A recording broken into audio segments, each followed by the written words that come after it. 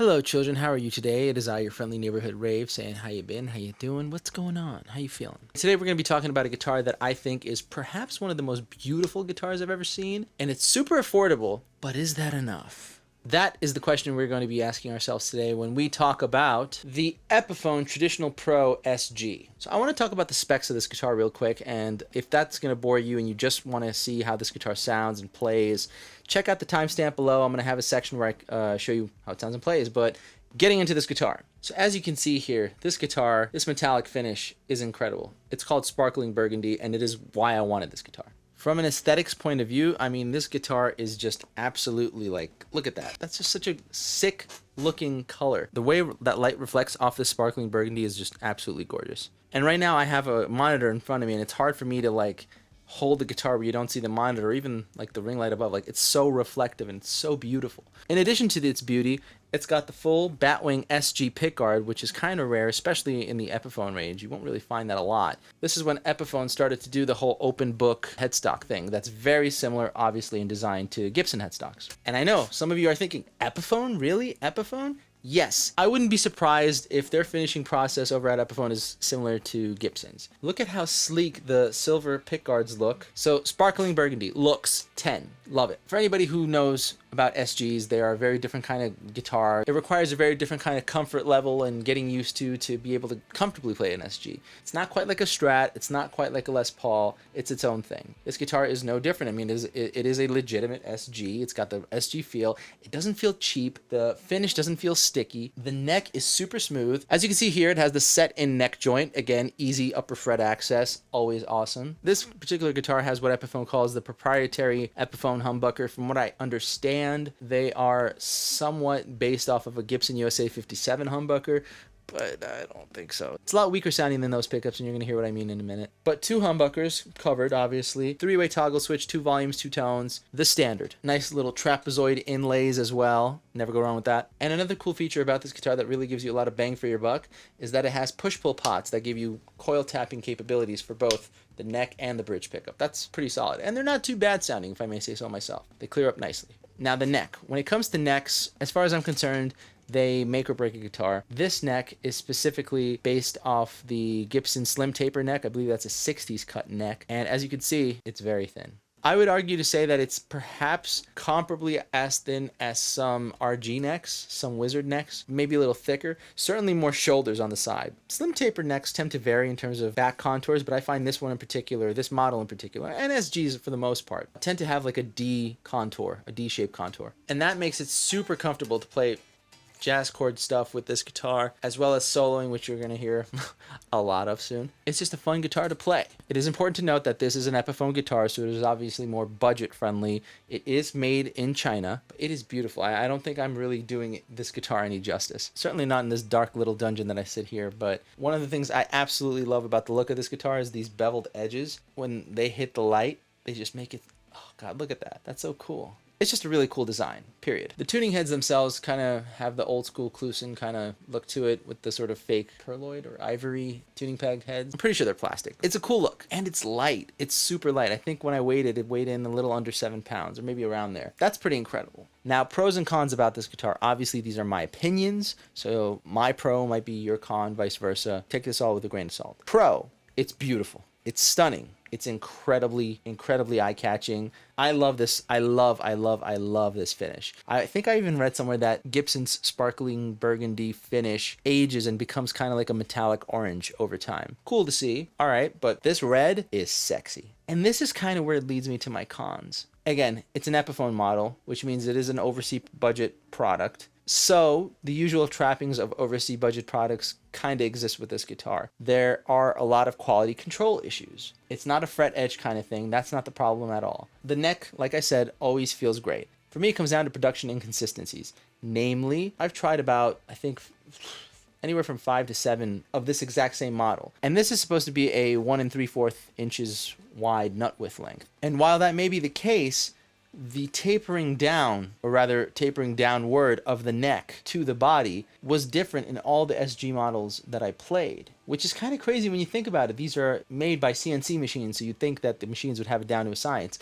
And I don't think that's the issue. Where I think the issue comes from with regards to the inconsistency of the neck. And when I say inconsistency of the neck, I mean particularly the width and thickness, the curve, the feel, the profile of the neck. I think that the reason why every guitar of this model, this particular model that I tried, the reason why they had different necks is because how they had to be sanded down, how they had to have the paint applied, and then the finish applied on top of the paint. I'm fairly certain I read something one time that said when you apply certain kinds of colors and paints and finishes onto a guitar, particularly on the neck, there's a certain amount of scraping that has to go down and sanding down that has to happen. Now, does that mean that each guitar of the same model is going to have a different feeling neck? Is that supposed to happen? I don't know, but it has been the case with this guitar. That also being said, I also find that the pickups, they sounded different amongst the different guitars that I tried of this same model. Some were bright, some were harsher sounding, some were warmer and mellowy sounding, some were more open sounding, some were great for chords, some were great for single note stuff. It was a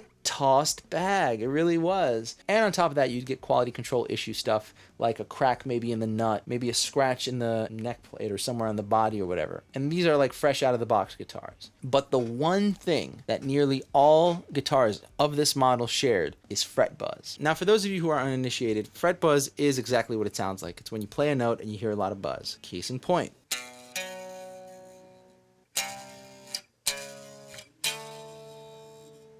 Huh? Listen to this. Not bad. Now you probably, I don't know if you could pick up on that, but there's a bit of a deadening when I add that G. Now that's just acoustically, and that's just this guitar in particular, but every guitar of this model had fret buzz. Some was terrible. It was ridiculous. It was uneven frets. A few even had dead notes, meaning if I were to bend up right now, I couldn't do it because the note would go, ooh. It would choke the note out basically, and the note would not ring out. And that comes from just uneven fretwork, shoddy fretwork even. You don't want to have your journey to the flow state of playing guitar to be interrupted by guitars with bad frets. It's literally like driving and then everything comes to a screeching halt. So that's a problem. And if you're anything like me and you like a guitar with a low setup, a low action, it's going to be a lot harder for you to get the guitar to sound good without buzzing. It's just how it is with this guitar. And I've tried other versions of this guitar. They sound great. They sound super great. But then like there'd always be one thing off. Like it would have a crack here, or it would always have fret buzzing. They would all the guitars of this model had fret buzzing, but there'd always be something. Now this guitar in particular, this model that I have right now, out of the different guitars of this model that I tried out, again, like 5 or 7, this one had the widest neck. So it was super comfortable to play. But it also has significant buzz. I mean, look at that. I don't know about you, but I have guitars that I like to put down in super low action, and they don't have anywhere near that kind of buzz. Are you going to complain? I don't know. It's an Epiphone. It costs $500, I think. It's really on you and your preference. Again, my con might not be yours. It's something to consider. Now, does that buzz come through on the amp when you play it? A lot of times, no. You will not hear the buzz. But if that buzz kind of does what I was mentioning before when I was playing that D chord, and I was adding the G on top, like I don't know if I'm hoping that the mic is picking up how it's adding that G, but like it's a muted G. That comes through in the amp. You hear that. You can hear certain notes choke out. Again, listen to it acoustically, right? Like right here. That's a good bend. Good. And funny enough, all the SGs, for whatever reason, between the 8th fret and the 9th fret would have bad fretwork. If you played a note either on the 8th fret, 9th fret, or 10th fret on the high E string, or you were bending on the 8th, 9th, or 10th fret of the E string, you would hear a choke out. Here we are with this guitar.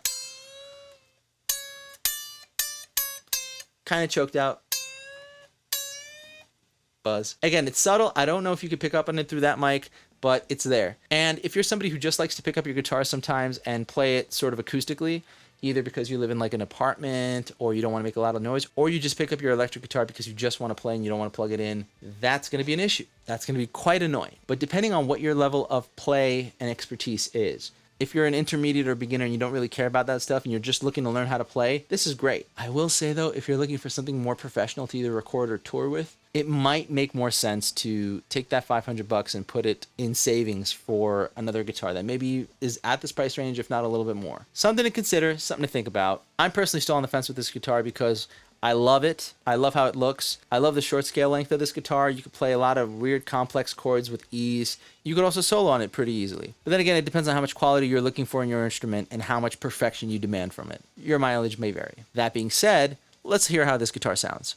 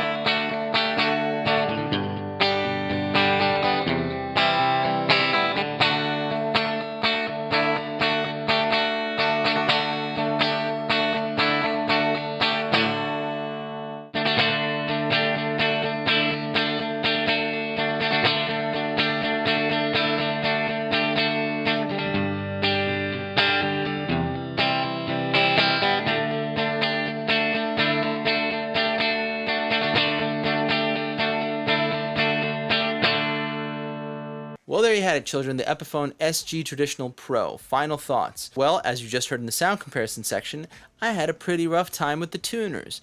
The tuners were not keeping the guitar in tune, funny enough. Why was this happening? I don't know. Was this an issue before? Not quite, but who knows. One of the things you guys did hear, I'm sure, was how jangly and perhaps even muffled the sound was in certain positions because of the fact that it is touching up against the frets, causing some buzz. I look at SGs to be the sort of shredder guitar for the Gibson lineup because it has so much upper fret access and it's a thin neck and it's just meant to be speeded all over. A low action would obviously help, but for some reason this model in particular demands a high action. Why? I don't know. I don't like it. But it is what it is. Again, the pickups, not that great sounding. The neck pickup, surprisingly, is fairly decent. I could totally see myself in a position where I leave the neck as is, but swap out the bridge for something a bit more heavier, certainly a little darker. And the single coils weren't that bad. In a pinch, it's good to have, I guess. But those are my thoughts. Let me know in the comments down below what you think. Did you like the guitar? Did you like the sound? Have you tried one of these guitars? Are you looking for it? I think this might be a Guitar Center exclusive color. I'm not sure about that, but I'm fairly certain. Regardless, let me know what you think about this guitar down in the comments below. If there is another guitar you think I should check out or that I might like or even love, let me know, please. I'm always looking for love when it comes to guitars. My one true love. Aside from you guys, take care.